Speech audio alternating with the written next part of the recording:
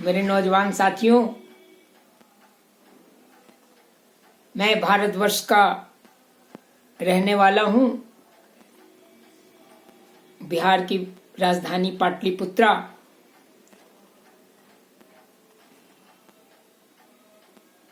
की धरती से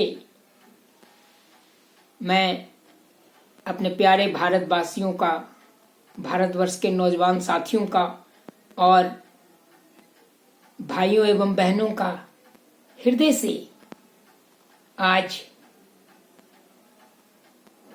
प्रभु राम लला के प्राण प्रतिष्ठा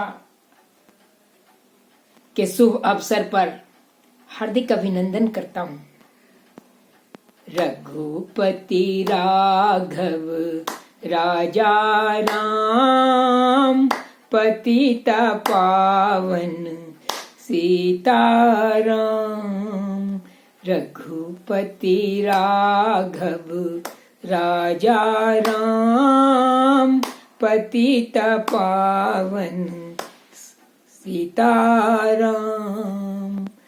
सबको सन्मत दे भगवान, पतित पावन सीताराम। जय जय रघुपति राघव राजा राम, पतित पावन सीताराम। ईश्वर अल्लाह तेरो नाम, पतित पावन सीताराम। जय जय रघुपति राघव राजा राम, पतित पावन सीताराम। जय सिया राम, जय सिया राम। मर्यादा पुरुषोत्तम प्रभु श्री राम के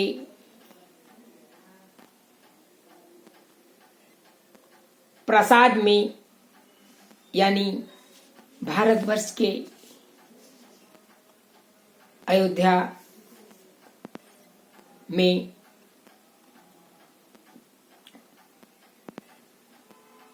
नवनिर्मित मंदिर में उनका प्राण प्रतिष्ठा आज के शुभ घड़ी में हुआ, उसका मैं हार्दिक अभिनंदन करता हूं,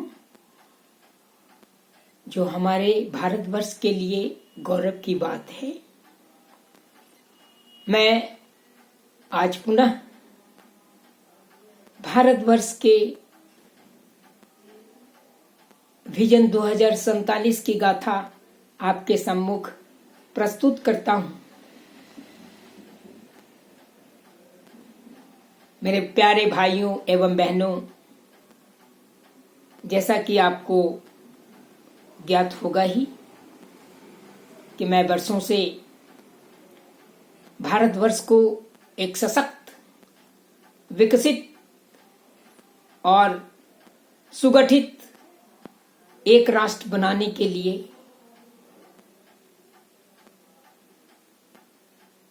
पिछले 12 वर्षों से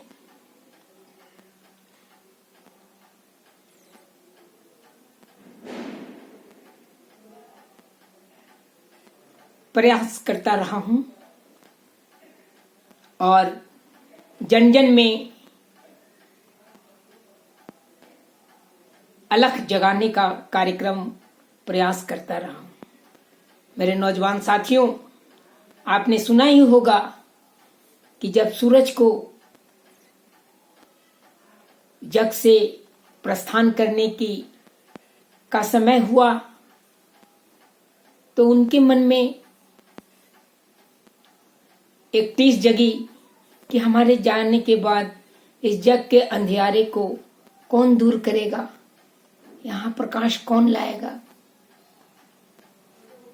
उसी वक्त एक छोटा सा टिमटिमाता हुआ दिया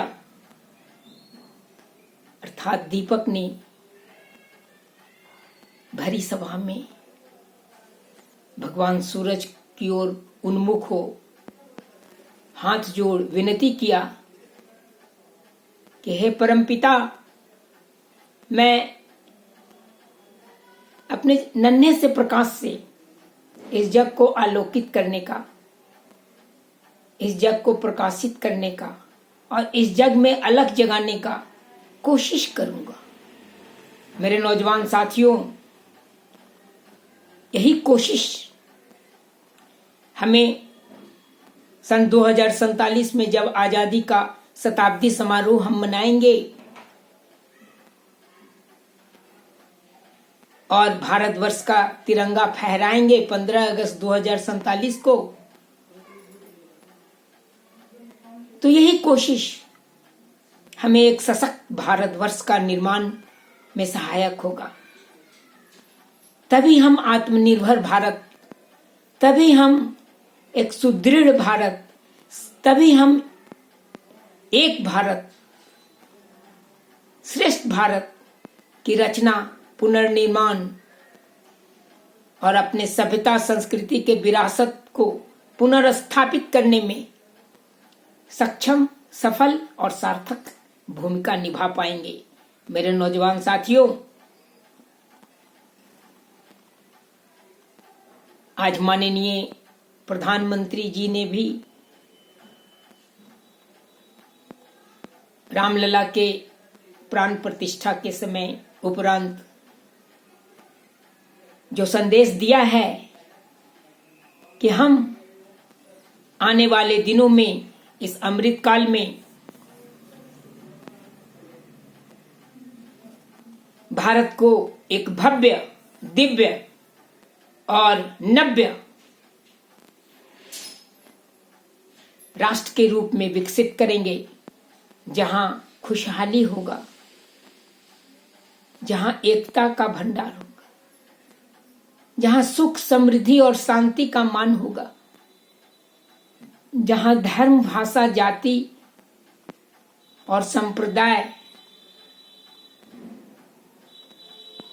एवं क्षेत्र आदि जैसे विषमताओं से दूर होकर हम एकता और अखंडता के गीत गाएंगे। न केवल भारतवर्ष बल्कि भारतीय उपमहाद्वीप में एकता और भारतीय सभ्यता संस्कृति का पुनर्स्थापना करेंगे। और तो और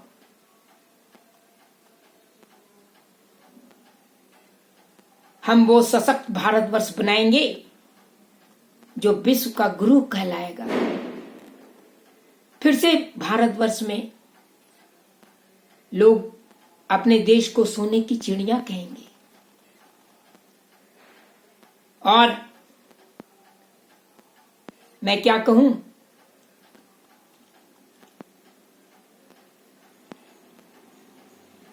हम वसुधैव कुटुंबकम एवं सत्य, अहिंसा और शांति के पवित्र संदेश के साथ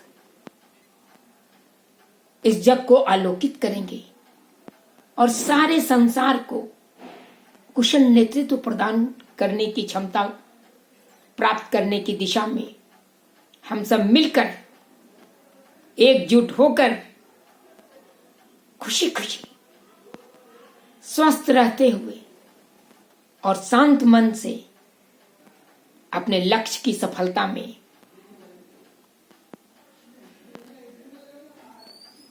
अपना जीवन पर्यंत होम कर देंगे। तभी हमारा भारतवर्ष एक होगा, श्रेष्ठ होगा। हमारा विश्वास है, हमारा आत्मविश्वास है और ईश्वर से भी हम प्रार्थना करते हैं कि हमें, हे परमपिता, हमें अंधियारे से, अंधकार से प्रकाश की ओर ले चलो, हमें असत्य से सत्य की ओर मार्ग प्रशस्त करो।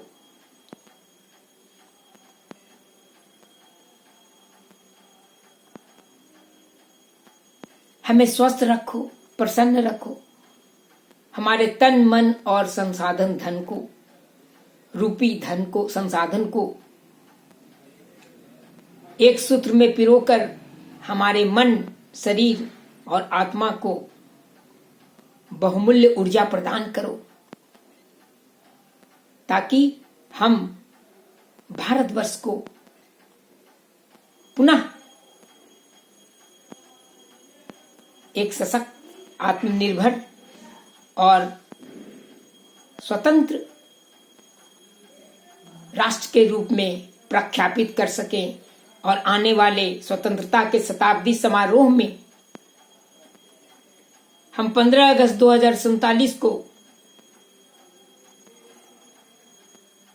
मिलजुल कर स्वतंत्रता का गुणगान करें, जन गण मन का उद्घोष करें और राष्ट्रीय झंडे तिरंगे को इस आसमान में आच्छादित करें। मेरे नौजवान साथियों, हम कर सकते हैं, हम असंभव को भी संभव कर सकते हैं। याद रखिए, मन के हारे हार है और मन के जीते जी। इसलिए मन से हारो नहीं, क्योंकि बिना कुछ किए जय जयकार नहीं होती और कोशिश करने वालों की कभी हार नहीं होती। मेरे नौजवान साथियों, मंजिल उसे मिलती है जिसके सपनों में जान होती है। मंजिल उसे मिलती है जिसके सपनों में जान होती है, लेकिन सिर्फ पंखों से नहीं, हौसले से उड़ान होती है, हौसले से उड़ान होती है। इसलिए हौसला बनाए रखो। विघ्नों के ही बीच सफलता रहती है शुभ कर्मों में। और कारज धीरे होत है, काहे होत अधीर। धैर्य, संयम, सत्य और अपने स्वाभिमान को जागृत करते हुए इस भारत देश के स्वतंत्रता के लिए अपना जान, अपना प्राण न्यौछावर करने का संकल्प लें।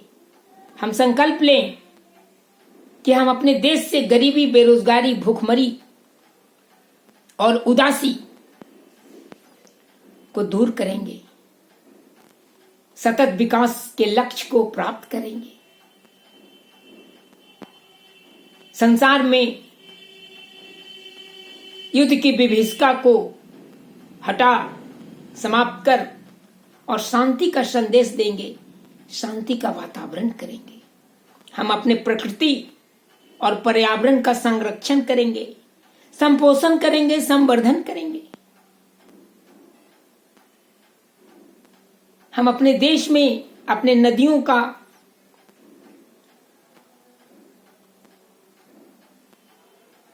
भी प्रदूषण मुक्त करेंगे।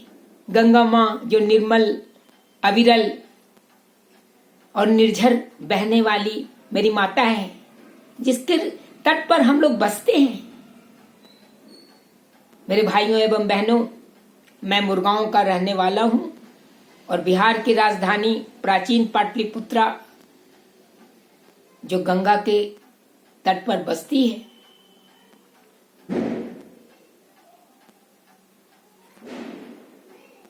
उस मां गंगा की गोद से मैं भारतवर्ष के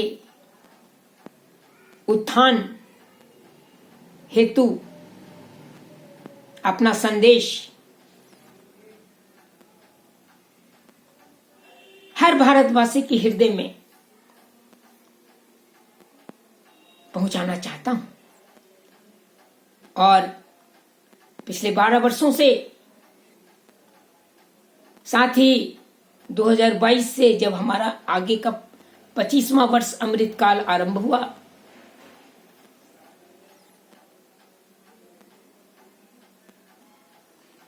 जो विजन 2020 को बढ़ाकर 2047 यानी भारतवर्ष का दृष्टिपत्र 2047 यानी कि आजादी का शताब्दी वर्ष गांठ, जो 15 अगस्त 2047 को स्वतंत्रता दिवस के अवसर पर हम जन गण मन का गुणगान के साथ समापन करेंगे और वो एक पड़ाव होगा। फिर उसके आगे अगले मिशन विजन में 15 अगस्त 2021 तक का लक्ष्य निर्धारित करेंगे। हम मिलके चलें, खुश रहें, प्रसन्न रहें और इस नई सदी के नववर्ष के नव बिहान में हम अपने माता पिता को प्रणाम करते हुए और इस चराचर जगत के संपूर्ण प्राणियों को, संपूर्ण पशु पक्षियों को, जीव जंतुओं को, ब्रह्मांड को प्रणाम करते हुए हम अपने लक्ष्य की प्राप्ति के लिए 150 करोड़ भारतवासी के साथ कंधे से कंधे मिलाकर, हाथ से हाथ जोड़कर और कदम से कदम बढ़ाकर अपने स्वर्णिम लक्ष्य की प्राप्ति हेतु एक साहसिक प्रयास करेंगे। यही मेरी कामना है। मेरे नौजवान साथियों,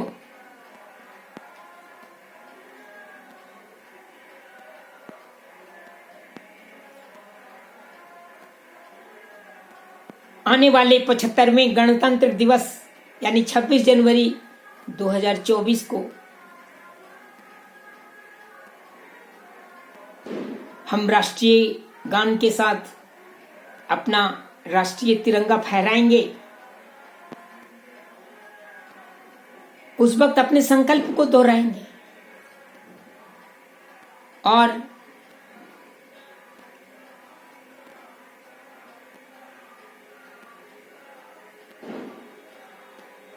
अपने भाइयों एवं बहनों से विनती करेंगे हाथ जोड़कर कि मिल के चलो, एक भारत बनो और अपने भारतवर्ष को संपूर्ण विश्व में कुशल नेतृत्व प्रदान करने वाला राष्ट्र बनाने की दिशा में जीवन पर्यंत कार्य करने का संकल्प लो। तुम रुको नहीं, थको नहीं, झुको नहीं। अपने सार्थक प्रयास से, सबके विकास से और सबके साथ से हम लोग आगे बढ़ेंगे। यह मेरा परम विश्वास है। यह मेरे भारतवासियों के प्रति श्रद्धा है और यही मानवता की सेवा हेतु ईश्वर से प्रार्थना है।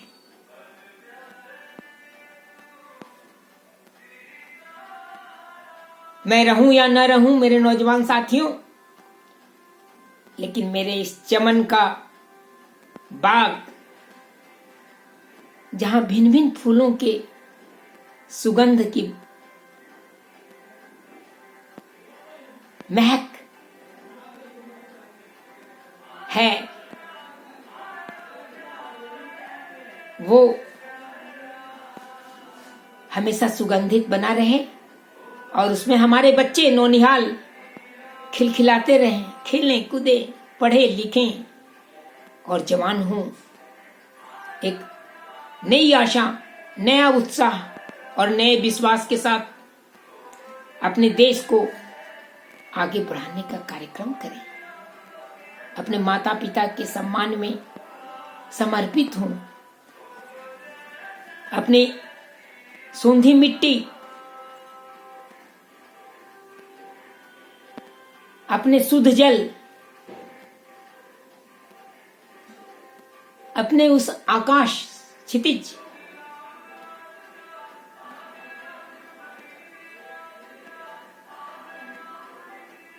अपने अविरल वायु और अपने सूरज देवता को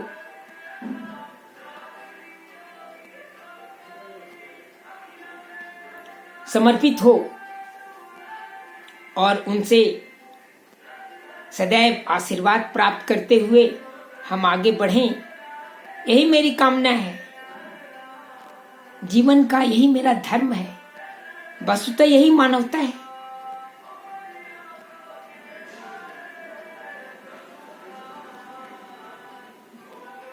आज मैं पुनः आपसे दोहराना चाहता हूं अपने भारत विजन 2047 के 10 महत्वपूर्ण बिंदुओं को, जिनमें पहला है यूनिटी एंड इंटेग्रिटी यानी एकता और अखंडता। दूसरा है एग्रीकल्चर एंड इंडस्ट्री यानी कृषि एवं उद्योग। तीसरा है साइंस एंड टेक्नोलॉजी, विज्ञान एवं प्रौद्योगिकी। चौथा है हेल्थ एंड एजुकेशन, स्वास्थ्य एवं शिक्षा। पांचवा है पीस एंड ट्रैंक्विलिटी, शांति एवं संरक्षा। छठा है विकास एवं प्रबंधन, डेवलपमेंट एंड मैनेजमेंट। सातवां है स्ट्रेटजी एंड स्पेस रिसर्च यानी राष्ट्रीय सुरक्षा एवं अंतरिक्ष अनुसंधान।